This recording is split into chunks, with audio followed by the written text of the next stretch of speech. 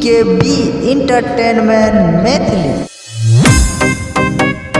मिले होई हसन के लेबो छौरी टाइन के मिले होई हसन के लेबो छौरी टाइन के मिले होई हसन के लेबो छौरी टाइन के मचिया दबो झुमका दबो सुना हमर माल ग बात नहीं मानबे त काट लेबो गाल ग झुमका दबो नथिया दबो सुन हमर माल ग बात नहीं मानबे त काट लेबो गाल ग मिले ओइ हसन के लेबो छौरी टाइन के मिले ओइ हसन के लेबो छौरी टाइन के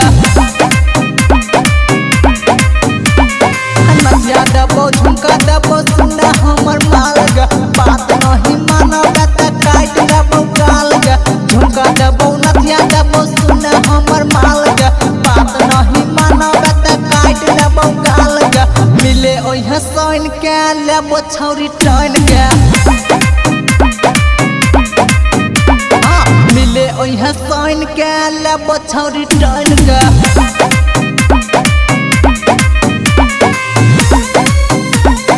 मिले ओइ हसन के लेबो छौरी टाइन के मिले ओइ हसन के लेबो छौरी टाइन के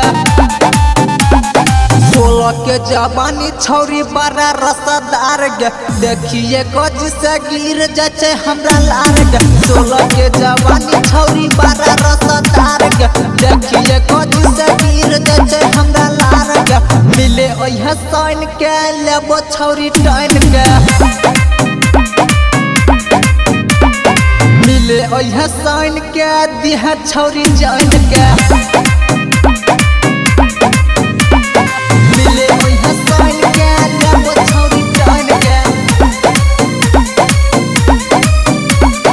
मिले ओइ हसन के लेबो छौरी टाइन के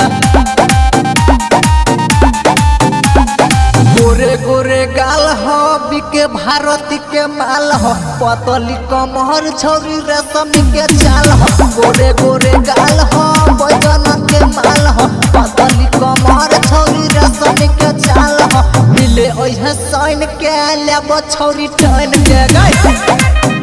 सुनना मिले ओइ हसन के दिह छौरी जान के